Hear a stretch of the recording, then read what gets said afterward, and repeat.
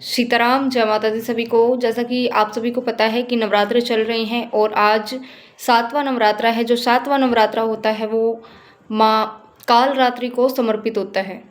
जो माँ कालरात्रि होती हैं वो माँ भगवती का ही स्वरूप मानी जाती हैं, लेकिन जो माँ कालरात्रि का स्वरूप होता है वो बहुत ही भयंकर होता है।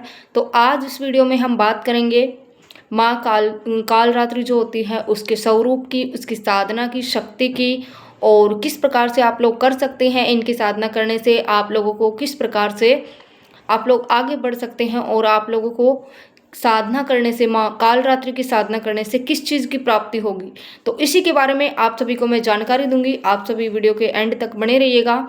और विशेष रूप से मैं आपको माँ भगवती को, माँ कालरात्रि को जो भोग लगाने के लिए होता है वो बताऊंगी कि माँ कालरात्रि कौन से भोग से प्रसन्न होती है और कौन सा भोग माँ कालरात्रि का प्रिय भोग है। तो सबसे पहले जान लेते हैं माँ कालरात्रि को माँ कालरात्रि क्यों कहा जाता है।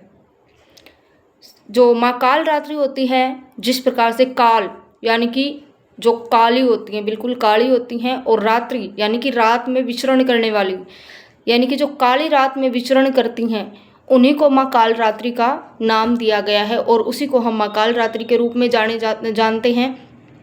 जैसे कि कोई भी किसी प्रकार की शमशानी मशानी क्रियाएं जो रात्रि में की जाती हैं, रात्रि में जो भी क्रियाएं की जाती हैं वो माँ कालरात्रि के अधीन आती हैं। सबसे पहली बात ये कि आपके ऊपर किसी प्रकार की कोई भी शमशानी मशानी क्रिया या रात्रि में कोई भी क्रिया करवाई गई हो, तामसिक क्रिया, तो आप उस क्रिया को काटने के लिए माँ कालरात्रि का जो है पूजन कर सकते हैं, उनकी आराधना कर सकते हैं, उनकी साधना कर सकते हैं। ये हो गया माँ कालरात्रि को माँ कालरात्रि क्यों कहा जाता है। अब जान लेते हैं कि माँ कालरात्रि आपकी किन किन विशेष मनोकामनाओं को पूर्ण करती हैं। सबसे पहले तो आपके ऊपर किसी भी प्रकार से कोई भी भयंकर से भयंकर, जैसे मसाणी कर्म हो या फिर कोई तामसिक कर्म हो, या किसी सेवले ने करवा रखा हो, कोई भगत ने करवा रखा हो, कोई मसाणी छुड़वा रखी हो, मसान छुड़वा रखा हो, या रात में कितनी प्रकार की जो भी भयंकर से भयंकर जो क्रियाएं होती हैं वो क्रियाएं क्यों ना करवा रखी हों, आप इन सारी क्रियाओं को काटने के लिए माँ कालरात्रि की साधना कर सकते हैं। और वीडियो के एंड में मैं आपको माँ कालरात्रि के कुछ उपाय भी बताऊंगी। आप लोग वो उपाय करेंगे, केवल एक बार करने से ही आपको ज़्यादा नहीं तो 50% आराम अवश्य ही हो जाएगा। और लगातार आप इस उपाय को 7 से 11 शनिवार करना, तो आपके ऊपर किसी प्रकार की कोई भी नेगेटिविटी हो वो सारी नेगेटिविटी कट जाएगी। तो अब बात कर लेते हैं माँ कालरात्रि को भोग में क्या दें, क्योंकि हर नवरात्रि में माँ को भोग अलग अलग भोग जाता है विशेष रूप से। वैसे अगर हम सामान्य तरीके से चढ़ाएं तो जैसे हमें मिश्री का, और जो गोला होता है, जो पूजा वाला गोला होता है, हवन वाला गोला, जिसको हम काट करके छोटे छोटे टुकड़ों में मिश्री में मिला करके उस भोग को माँ को चढ़ा सकते हैं। यानी कि सफ़ेद मिठाई कोई भी हम माँ भगवती को भोग में लगा सकते हैं। लेकिन जो हर नवरात्रा होता है उसका एक अलग महत्व होता है अपना, और विशेष भोग भी माँ को चढ़ाया जाता है हर नवरात्रि में। तो माँ कालरात्रि का जो सबसे प्रिय भोग होता है सात्विक तरीके से जो हम देते हैं, तो वो होता है गुड़ का भोग। जो गुड़ का भोग होता है वो माँ कालरात्रि को सबसे प्रिय होता है। इसके अलावा आप लोग सफ़ेद मिठाई का कोई भी भोग लगा सकते हैं, या फिर आप किसी भी प्रकार का जो मिष्ठान होती है, केले का भी भोग लगा सकते हैं, फल का भी भोग लगा सकते हैं अगर आप लोगों का सामर्थ्य नहीं है तो। बाकी गुड़ तो सभी के पास मिल जाता है, और गुड़ जो होता है वो माँ कालरात्रि का सबसे प्रिय भोग माना जाता है। इसलिए आप माँ कालरात्रि को गुड़ का भोग लगा सकते हैं। और अब बात कर लेते हैं जो माँ कालरात्रि होती है वो किस प्रकार से आप लोगों की क्रियाओं को काटती है, आपके ऊपर जो नेगेटिविटी होती है उसको कैसे काटती है। जो रात में जो भी क्रियाएं की जाती हैं, क्योंकि माँ को रात में विचरण करने वाली देवी कहा जाता है, रात के समय में जितनी भी क्रियाएं की जाती हैं वो सारी माँ कालरात्रि के अधीन आती हैं। अगर आप माँ कालरात्रि की साधना करते हैं, सच्चे भाव से करते हैं, तो आप लोगों के ऊपर किसी प्रकार की कोई भी भयंकर से भयंकर क्रियाएं क्यों ना हो, लेकिन वो क्रियाएं शीघ्रता से शीघ्र कट जाएंगी अगर आप लोग भाव के साथ माँ कालरात्रि की पूजा करते हो, सेवा करते हो तो। और सबसे पहले जैसे कि मैं आप सभी को बताती हूँ कि आप सभी को सबसे पहले संकल्प लेना आवश्यक होता है। संकल्प में आप अपना नाम, गोत्र, पिताजी का नाम, स्थान का नाम ये बोल करके और माँ काली से प्रार्थना करेंगे, माँ कालरात्रि से प्रार्थना करेंगे कि हे माँ भगवती, माँ कालरात्रि में आपके मंत्र की कोई भी मंत्र आप उठा सकते हैं, या आप निर्वाण मंत्र भी उठा सकते हैं, या फिर आप सामान्य मंत्र में चाहें तो माँ काली का कोई भी मंत्र आप उठा लीजिए, क्योंकि जो माँ कालरात्रि होती हैं वो माँ काली का ही स्वरूप होती हैं। तो आप माँ कालरात्रि की, माँ काली के मंत्र से साधना कर सकते हैं। सबसे पहले आपको भगवान गणेश की, फिर भगवान शिव की, माँ भगवती की, और उसके पश्चात माँ कालरात्रि के मंत्र का जाप कर लेना है। माँ कालरात्रि के एक सामान्य मंत्र में ओम देवी कालरात्रये नमः, इस मंत्र का आप लोग सामान्य तरीके से जाप कर सकते हैं, साधना के रूप में भी जाप कर सकते हैं। और साधना में अगर आप विशेष रूप से विशेष क्रियाओं को काटना चाहते हैं, अगर आपको लगता है कि आपके ऊपर भयंकर से भयंकर क्रियाएं की गई हैं, तो आप ऐसे में क्या करेंगे, हो सके तो संभव हो तो आप रात को माँ कालरात्रि की साधना करना, क्योंकि जो माँ कालरात्रि की साधना होती है वो रात्रि में ही की जाती है, रात्रि में ही इसका फल आप लोगों को सबसे ज़्यादा मिलेगा।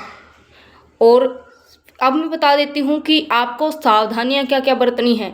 जब आप माँ कालरात्रि की साधना करेंगे तो इस समय पे आप लोगों का जो मन है वो घबरा सकता है एकदम से। आप जब साधना करेंगे आपको कोई आप अपने आसपास घूमता हुआ दिखाई दे सकता है, या फिर आपको कोई आत्माएं दिखाई दे सकती हैं, या फिर आपको लगेगा कि आपका शरीर काम करना बंद कर देगा। आपको कुछ ऐसे ऐसे आभास होने लगेंगे, यानी कि आपको साक्षात तरीके से और एक सोपन के माध्यम से कुछ आभास होना शुरू हो जाएंगे। तो आप समझ लेना कि आपकी जो साधना है वो स्वीकार हो रही है। तो आपको घबराना नहीं है, मन को मजबूत रखना है और माँ भगवती से प्रार्थना करनी है कि माँ हमारी साधना बीच में ना छूटे और हमें इस साधना का पूर्ण फल प्राप्त हो। ऐसे आप माँ भगवती की, माँ कालरात्रि की आप साधना कर सकते हैं। और इसके बाद अब बात कर लेते हैं जो एक विशेष उपाय है जो आप 7वें नवरात्रे में कर सकते हैं।